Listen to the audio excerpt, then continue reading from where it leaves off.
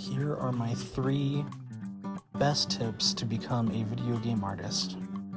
There's a secret bonus tip at the end as well, so stay tuned for that.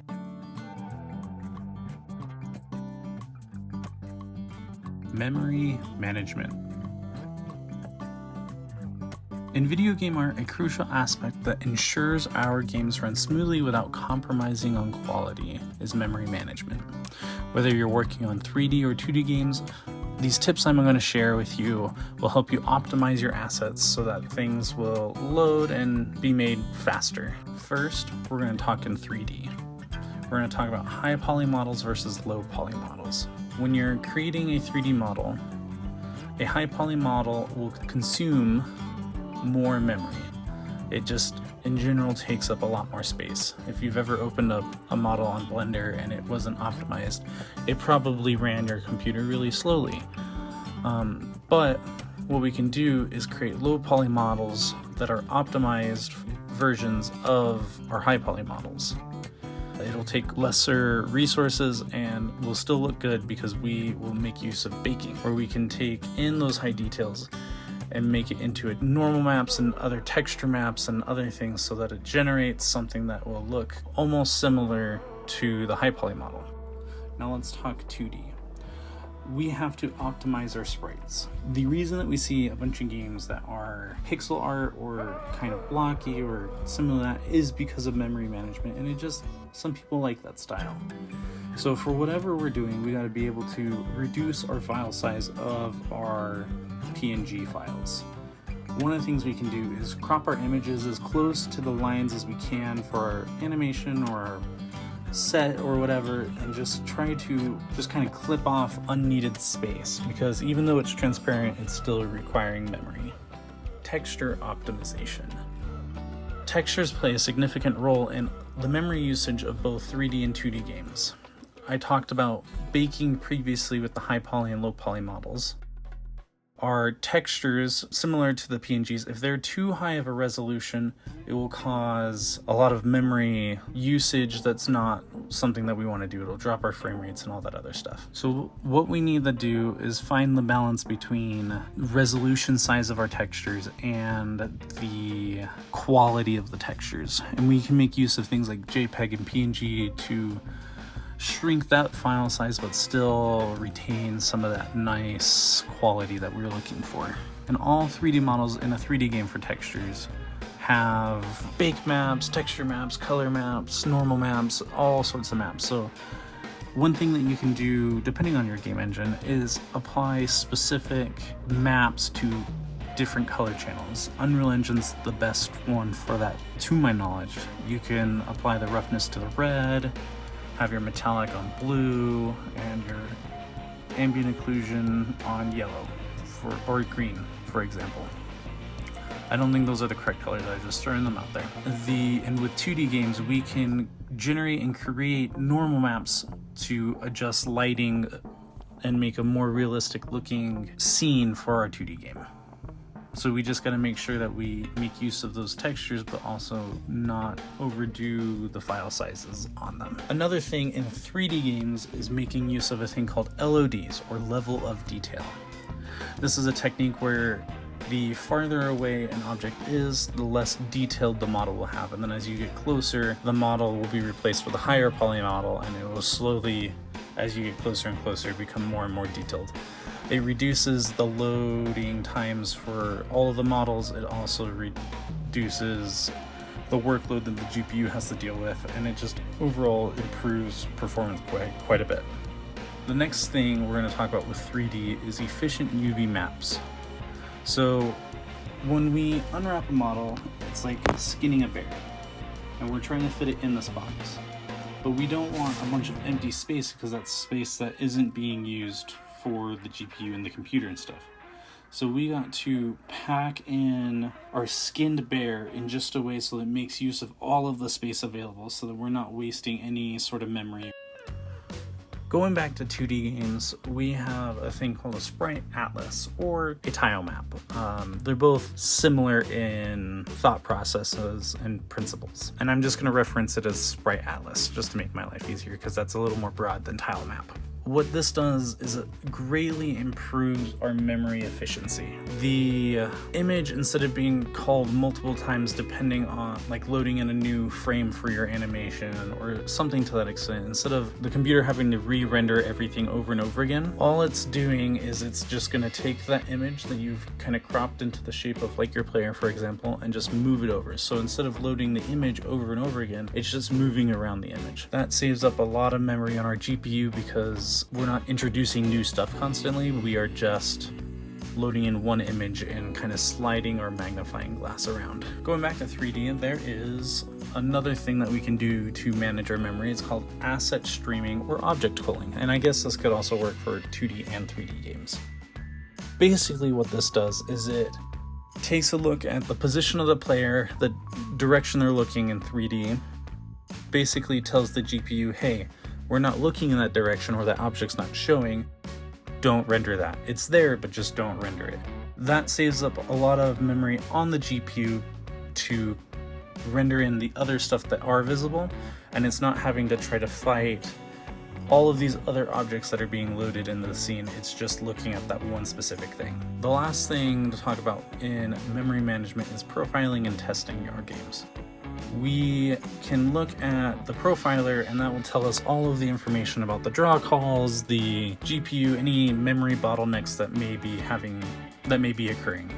And just testing the game, making sure our assets look good and making sure that things are coming together correctly in the way that you would expect. We're going to talk about reducing, reusing, and recycling our game assets for our games. The first one is reducing.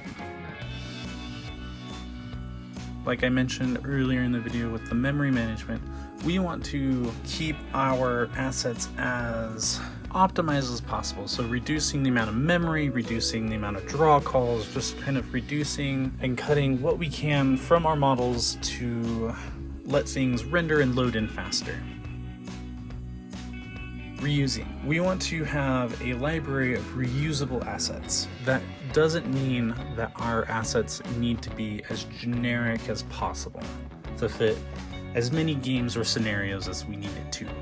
But what we can do is reuse assets in specific scenarios. When you look at games like Elden Ring or Baldur's Gate, you'll notice that you may see the same rock 8 or 9 times, or you may see the same cluster of rocks, or maybe you see something that looks familiar but it's a little distorted because they scaled it differently, so it looks and feels a little different. We want to create assets that are modular, that we can reuse in multiple scenarios and systems and environments, so that we can manage and kind of control how much things we do. It saves us time, it creates life. I don't know why I said that. The next and last thing is recycling. What we can do, instead of deleting our old assets that may not fit the design of this new project that we're working on, or this different level, we can repurpose, change up the model. We can recycle the model. So we can change the proportions of it. We can maybe sculpt in a little different detail. Maybe the texture map needs to change. But what this will allow us to do is use a similar model. And if you manage to just change the texture map, you're using the exact same model, just a different texture. And that saves up a lot of time and a lot of memory space, so that you don't have to worry about, oh, this desert biome needs a sandstone wall versus this medieval environment needs this old school granite brick castle wall. It just lets us find new uses for things that you wouldn't use otherwise.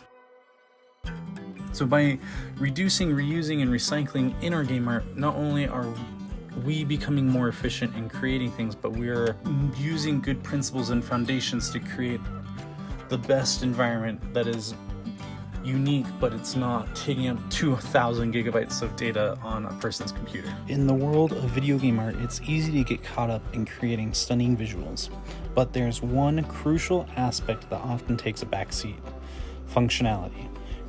Today we'll be driving into why focusing on functionality in design is just as important as the aesthetics of our design. Let's start by understanding why we want functional pieces in our designs. So functionality design means creating assets that not only look good, but serve a purpose and enhance gameplay. It's about ensuring that every element from characters to environments work seamlessly within the game engine and contribute to the player's experience. We don't want designs that take away from the gameplay, and we don't want things to just look good. We need them to make sense in the world that we're putting them in and to have them work the way they should. We shouldn't just be doing things because they look cool. We should do them because they make sense. The thing that we've hammered a lot in this video and will continue to hammer in is optimization. We need to optimize our assets so that they're not hindering the performance of our game, but they are there to enhance the gameplay of the game and not pull it back because frame rates are dropping to unplayable levels. Enhancing gameplay with functionality in our assets is very important and is required by providing clear visual communication to the players. So whether it's an attack that is supposed to hit and it looks like it hits, and not an attack that looks like it's supposed to miss but it doesn't miss. So providing those instances where we can have the art communicate very clearly what's happening to the player or what the player's doing to the world around them. Functional design is also user-centric. It considers the player's perspectives and ensures that interfaces, HUDs, and menus are easy to navigate and understand. A well-designed UI can make a game more accessible and enjoyable for everyone. We have to keep in mind to not complicate things too much, but make the UI very clear and very easy to understand. We don't want to create something that will look super cool, but it's really just confusing on what's going on. Balancing aesthetics and functionality is a challenge. It's about finding the sweet spot where the art enhances the gameplay rather than hindering it. Collaborating closely with game designers and the developers or the programmers is crucial to achieve this harmony.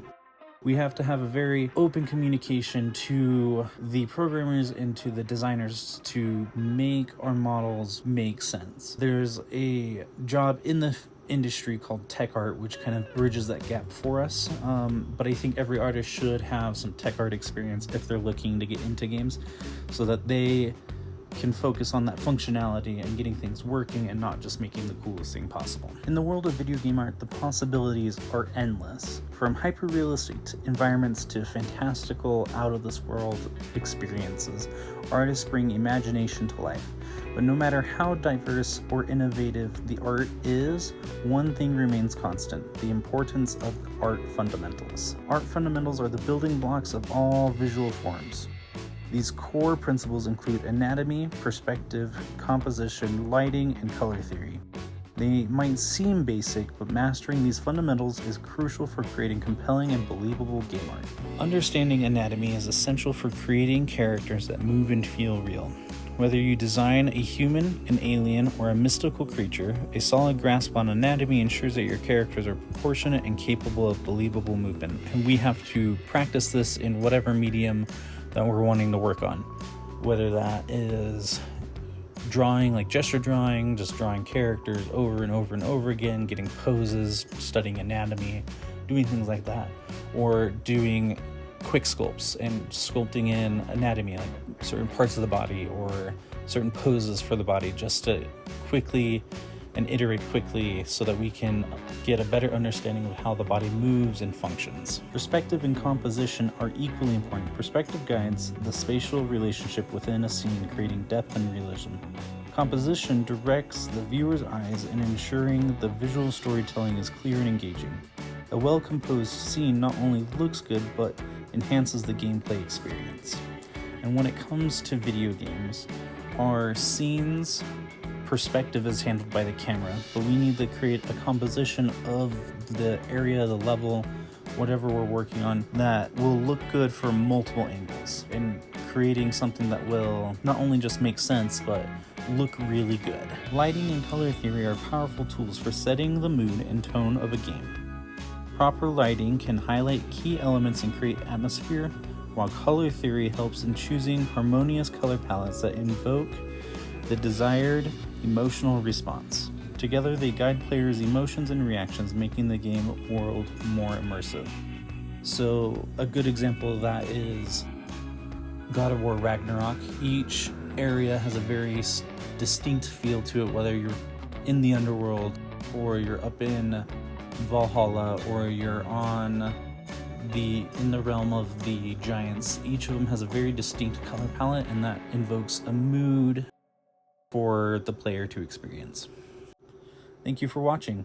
I hope that these tips will help strengthen your foundations in game art, and that you'll be looking forward to more content that I'm posting in the future.